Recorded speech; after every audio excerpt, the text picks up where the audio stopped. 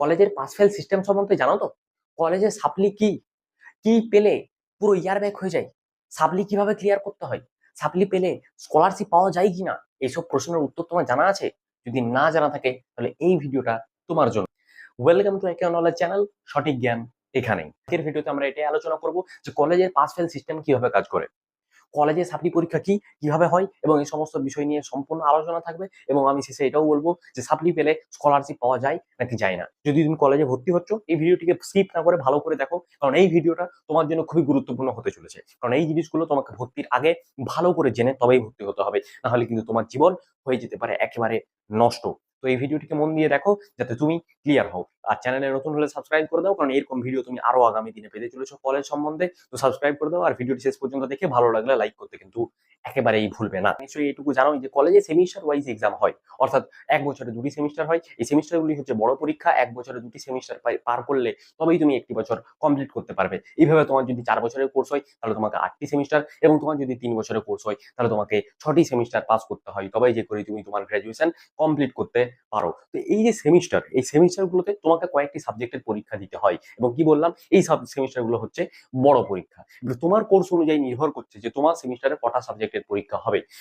এই ভিডিওটি যে কোনো কোর্সের জন্য, ইঞ্জিনিয়ারিং, ডাক্তারি, ফার্মাসি এবং বিএ বিএসসি, যে কোনো কোর্সের জন্য যার যেমন কোর্স তার তেমন সাবজেক্ট থাকবে সেমিস্টারে। তো তোমার যতগুলি সাবজেক্ট থাকুক না কেন, তোমার যদি ধরে নিলাম 4টা সাবজেক্ট রয়েছে বা 5টা বা 6টা, যে কোনো সাবজেক্ট থাকুক, যতগুলো সাবজেক্ট থাকুক, তুমি যদি কোনো কারণে কোনো সাবজেক্টের পাসিং মার্ক পেরোতে না পারো, বিভিন্ন কোর্সের জন্য পাসিং পার্সেন্টেজ আলাদা আলাদা রয়েছে। যদি আমি তোমাদেরকে বলি যে বিএবিএসসির জন্য বর্তমানে 30% পাসিং মার্ক, তাহলে তোমার যদি 50 নম্বরের পরীক্ষা হয়, তুমি যদি বিএবিএসসি কোর্সে পড়ছো, তাহলে তোমার ধরো 6টা পেপার দিতে হচ্ছে।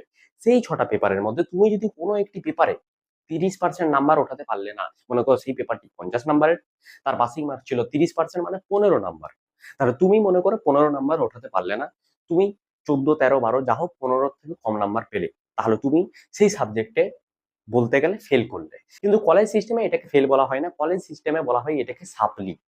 তো এইরকম সেমিস্টারে কোনো একটি সাবজেক্টের পরীক্ষায় যদি তুমি পাসিং মার্কের থেকে কম নাম্বার পাও, তাহলে তাকে কি বলা হবে? সাপ্লি পাওয়া হবে। এবং এই ফেলটাকে সাপ্লি বলা হচ্ছে কেন?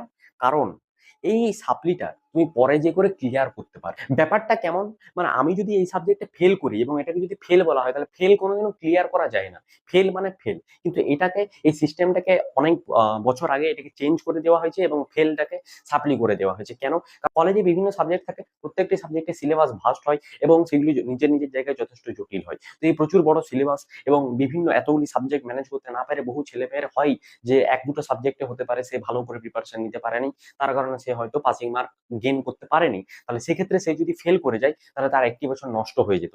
তার জন্য এটা ব্যবস্থাপনা করা হয়েছে যে যাতে করে যদি কোনো একটি স্টুডেন্ট একটি বা দুটি বা এরকম যদি হয় যে সে পাসিং মার্ক তুলতে পারলো না, তাহলে সেটিকে সাপ্লি বলে কনসিডার করা হয় এবং এই সাপ্লি ক্লিয়ার করা যায়, মানে তাকে সেই সাবজেক্টের আবার পরীক্ষা দেওয়ার সুযোগ করা দেওয়া হয়। মানে তুমি এবারে পরীক্ষা দিলে, তুমি সেটি পাস করতে পারলে না, তাহলে তোমাকে বোর্ড, তোমাকে কাউন্সিল, তোমাকে ইউনিভার্সিটি আবার সুযোগ দেবে সেই পরীক্ষাটিকে দেওয়ার জন্য। এটিই হলো সাপ্লি, এটাকেই বলা হয় সাপ্লি। এরপরে অনেকের মনে প্রশ্ন আছে যে এই যে সাপ্লি, এই সাপ্লি সর্বোচ্চ কটা পাওয়ার লিমিট রয়েছে? তো আমি তোমাদেরকে বলে রাখি যে ম্যাক্সিমাম ইউনিভার্সিটিতে, ম্যাক্সিমাম কোর্সে এটার কোনো লিমিট নেই, মানে লিমিটলেস করে দেওয়া হয়েছে। মানে কারোর যদি 4টা পেপার থাকে এবং সে যদি 4টা পেপারই সাপ্লি পায়, তাহলেও তাকে পরের ইয়ারে বা পরের সেমিস্টারে তুলে দেওয়া হয় এবং তাকে স্কোপ করে দেওয়া হয় যে সেই 4টি পরীক্ষা আবার দিতে পারবে পরে, এবং দিয়ে পরে ক্লিয়ার করার সুযোগ পাবে। এরপরে তোমার মনে প্রশ্ন থাকতে পারে, এই যে সাপ্লি আমি পেয়ে গেলাম, এই যে একটি সাবজেক্টে আমি ফেল করলাম এবং সেটিতে আমি পাসিং মার্ক গেইন করতে পারলাম না, তাহলে সেই পরীক্ষা আমাকে আবার দেওয়ার সুযোগ করে দেওয়া হবে, তো কবে করে দেওয়া হবে? তো আমি তোমাদেরকে জানিয়ে রাখি যে এই যে সাপ্লি পরীক্ষা, এই সাপ্লি পরীক্ষা 1 বছর ছাড়া হয়। মানে কি? মানে হচ্ছে আমি যদি এই 2024-এর জুলাই মাসে যদি পরীক্ষা হলো এবং আমি সাপ্লি পেলাম, মানে আমি কোনো একটি সাবজেক্টে বা কোনো দুটি সাবজেক্টে আমি পাস করতে পারলাম না, তাহলে আমাকে এই পরীক্ষা আবার দেওয়ার সুযোগ করে দেওয়া হবে 1 বছর পরে। মানে 2024-এর জুলাই যদি আমি না পারি, তাহলে ধরে রাখো 2025-এর জুলাই মাসের আমাকে কিন্তু আবার সুযোগ করে দেওয়া হবে এই পরীক্ষা দেওয়ার জন্য। এবং আমি যদি তখন সেই পরীক্ষাটিতে পাস করি তাহলে আমার সাপ্লি ক্লিয়ার হয়ে গেল, মানে আমার আর কোনো ফেল বলে কিছু নেই। আমি সেই সাবজেক্টগুলো ক্লিয়ার করে নিলাম এবং ফেল বলে কিছু নেই, আমার সবকিছু ক্লিয়ার হয়ে যাবে। তো এই সুযোগটা করে দেওয়া হবে কবে? 1 বছর পরে। এবং এটাকে যদি আমি একদম ইউনিভার্সিটির কথা বলি, তাহলে অড সেমিস্টারে সাপ্লি অড সেমিস্টারে এবং ইভেন সেমিস্টারে সাপ্লি ইভেন সেমিস্টারে ক্লিয়ার করার সুযোগ করে দেওয়া হয়। এবং অড সেমিস্টার ইভেন সেমিস্টার কি, আমি প্রথমেই কি বললাম, সেমিস্টার ওয়াইজ এক্সাম হয়। এবং কটা সেমিস্টার হয়? 8টা সেমিস্টার। 4 বছরের গ্রাজুয়েশন হলে 8টা সেমিস্টার হবে। তো অড এবং ইভেন কি, 1, 3, 5, 7 এগুলো হচ্ছে অড সেমিস্টার, এবং 2, 4, 6, 8 এগুলো হচ্ছে ইভেন সেমিস্টার। মানে তুমি যদি 2 নম্বর সেমিস্টারে কোনো সাপ্লি পাও, তাহলে তোমার ক্লিয়ার হবে কোন সেমিস্টারে? 4th সেমিস্টারে। কতদিন পরে? 1 বছর পরে। মানে তুমি যদি 2 নম্বর সেমিস্টারে কোনো সাবজেক্টে যদি তুমি সাপ্লি পাও, তাহলে সেই সাপ্লি তোমাকে সুযোগ করে দেওয়া হবে ক্লিয়ার করার জন্য 1 বছর পরে। 1 বছর পরে তোমাকে সুযোগ করা হবে আবার পরীক্ষা দেওয়ার। তুমি যদি সেটা দিতে পারো, তুমি যদি সেটা দিয়ে করে ক্লিয়ার করতে পারো, তাহলে তোমার ক্লিয়ার হয়ে যাবে, কোনো ব্যাকলগ থাকবে তোমার কিন্তু না। ঠিক আছে? এরপরে অনেকের মনে প্রশ্ন থাকে যে সাপ্লি যদি আমি পেয়ে যাই, তাহলে আমার কি মার্কশিটে লেখা থাকবে যে আমি সাপ্লি পেয়েছি, বা আমার কি এটা গ্রাজুয়েশনে ইফেক্ট করবে? তো আমি তোমাদেরকে বলে রাখি যে না, সাপ্লি পরীক্ষায় তোমার গ্রাজুয়েশনে খুব একটা এফেক্ট পড়বে না। কিন্তু কিছু কিছু অসুবিধা রয়েছে, যেটা আমি এক্ষুনি ডিসকাস করবো এর পরের পয়েন্টে। তো আগে আমি এটা বলে দিই, যদি তোমার সাপ্লি থাকে সেটা কি উল্লেখ থাকবে কি থাকবে না? তো উত্তরটা হচ্ছে না। গ্রাজুয়েশনের শেষে তোমাকে যে সার্টিফিকেট দেওয়া হবে, যেটা তোমার মেন সার্টিফিকেট, সেই সার্টিফিকেটে কোথাও লেখা থাকবে না যে তুমি কোন ইয়ারে কোন সাপ্লি পেয়েছো।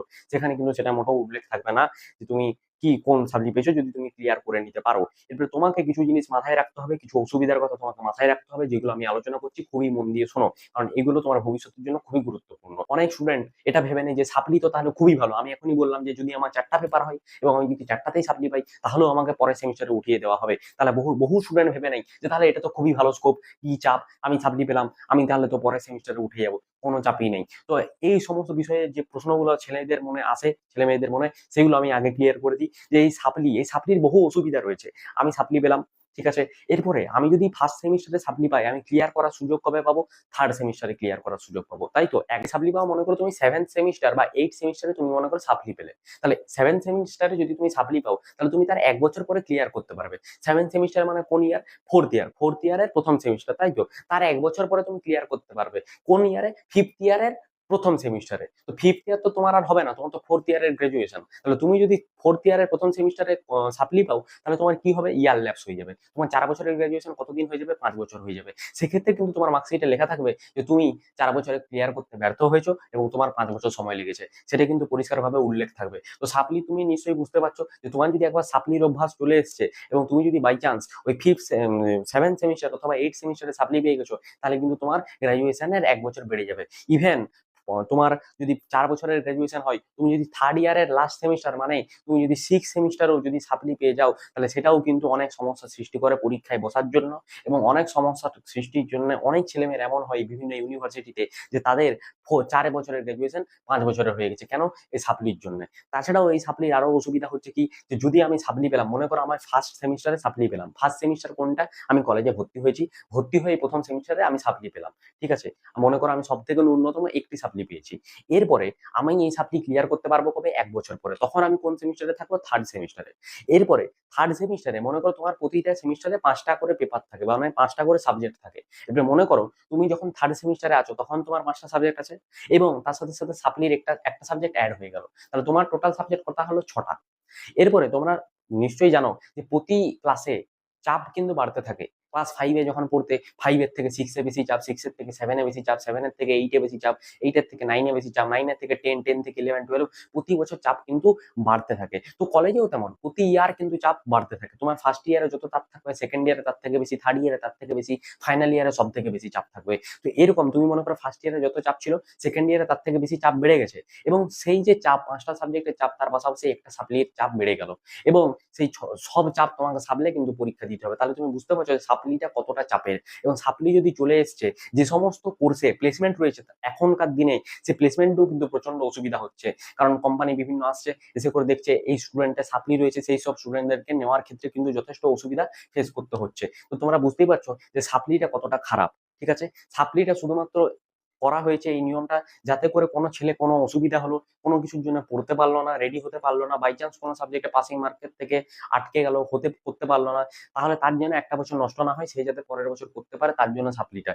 সেই সমস্ত স্টুডেন্টদের জন্য নয় যারা ইচ্ছা করে পড়াশোনা করছে না, ফোন ঘাটছে বা টাইম পাস করছে এবং এই সমস্ত করে তাদের জীবন অতিবাহিত করছে, তাদের জন্য কিন্তু সাপ্লিটা খুবই ডেঞ্জারাস হতে পারে। সুতরাং কোনোদিনও পড়াশোনা কম করে, পড়াশোনা না করে সাপ্লির কিন্তু চান্স রাখবে না, কারণ সাপ্লি যদি চলে আসে আগামী দিনে কিন্তু প্রচন্ড অসুবিধা হবে সেটা ক্লিয়ার করতে, এবং প্রচন্ড চাপ সহ্য করতে হবে এবং প্রচন্ড কিছু ম্যানেজ করে কিন্তু করতে হবে। তার থেকে সব থেকে ভালো কি, আমি ভর্তি হলাম, ভালো করে পড়াশোনা করলাম এবং সাপ্লির কোনো কোনো স্থানই আমি রাখলাম না। এবং আরো একটি অসুবিধার কথা আমি যদি তোমাদেরকে বলি, তাহলে সাপ্লি যদি পাও তাহলে তোমাদের অ্যাগ্রিগেট নাম্বারও অনেক কমে যাবে, এবং এবং তার ফলে কি হবে, তার ফলে হবে যে তোমার গ্রাজুয়েশনে প্রচন্ড অসুবিধা হবে। কারণ নতুন যারা গ্রাজুয়েশনে ভর্তি হচ্ছে তাদের ক্ষেত্রে একটি নিয়ম রয়েছে যে যদি এই যে মেজর প্লাস রিসার্চ, আমি কথা বলছি যারা ইউজি কোর্সে যারা বিএ বিএসসি করতে ঢুকছো তাদের জন্য নতুন একটি কোর্স বেরিয়েছে কি, যে বিএসসি প্লাস রিসার্চ। এই যে 4 বছরের বিএসসি প্লাস রিসার্চ, এর ক্ষেত্রে যারা ভর্তি হচ্ছে এই কোর্সে, এই ক্ষেত্রে কি রয়েছে যে 3 বছর থার্ড ইয়ার পর্যন্ত তোমাকে 75% নাম্বার যদি থাকে প্রতিটি সেমিস্টারে, তবেই তুমি রিসার্চের জন্য এলিজেবল, নাহলে তুমি রিসার্চের জন্য কিন্তু এলিজেবল হবে না। অর্থ কি, অর্থ হচ্ছে তোমার যদি থার্ড ইয়ার পর্যন্ত প্রতিটা সেমিস্টারে 75% করে নাম্বার না থাকে, তাহলে তুমি 4 বছরেই গ্রাজুয়েশন করবে কিন্তু তুমি রিসার্চের ডিগ্রিটা আর পাবে না। আর যদি তোমার 75%-এর অ্যাটেন্ডেন্স, এই সরি 75% তোমার যদি নাম্বার থাকে প্রতিটা সেমিস্টারে থার্ড ইয়ার পর্যন্ত, তাহলে তুমি কিন্তু 4 বছরেই অনার্সেরও ডিগ্রি পাবে আবার রিসার্চেরও ডিগ্রি পাবে। তো সুতরাং তুমি যদি 75% রেজাল্ট করতে না পারো, 75% নাম্বার আনতে না পারো, তাহলে তোমার সময় তো সেম লাগবে কিন্তু তুমি ডিগ্রিটা সবার মতো সেম পাবে না। তাহলে তুমি বুঝতেই পারছো যে কলেজ কিন্তু মোটেও সোজা নয়, এতগুলো সাবজেক্ট তোমাকে পড়তে হবে, কোনো কোনো কোর্সে 3টা, কোনো কোনো কোর্সে 4টা, কোনো কোনো কোর্সে 5টা 6টা করে তোমাকে সাবজেক্ট পড়তে হবে, এবং সেগুলো সিলেবাস যথেষ্ট বড় এবং এত চাপ রয়েছে। তো সুতরাং সবাই এই কথাটা ভালো করে বুঝে নাও যে যতই সাপ্লির সুবিধা থাকুক না কেন, এই সুবিধাটা যাতে আমাকে কোনোদিনও নিতে না হয়, বা এটা মাথায় রাখো যে খুব অসুবিধা ছাড়া যেন সাপ্লির সুবিধা আমাকে না নিতে হয়, আমি যেন নিজের দমে পড়াশোনা করে প্রতিটা সেমিস্টারে যেন মিনিমাম 75% নাম্বার রাখতে পারি, সেটা কিন্তু সবাই চিন্তা করো এবং পড়াশোনা করো। পাসিং মার্ক যাই থাকুক না কেন, 30%, 35%, কোনো কলেজের ক্ষেত্রে 40%, 50% যাই থাকুক না কেন, এটা মাথায় রেখে দাও যে 75% নাম্বার আমাকে রাখতে হবে প্রতিটা সেমিস্টারে, এবং তার জন্য প্রথম থেকে শেষ পর্যন্ত ভালো করে পড়াশোনা করতে হবে।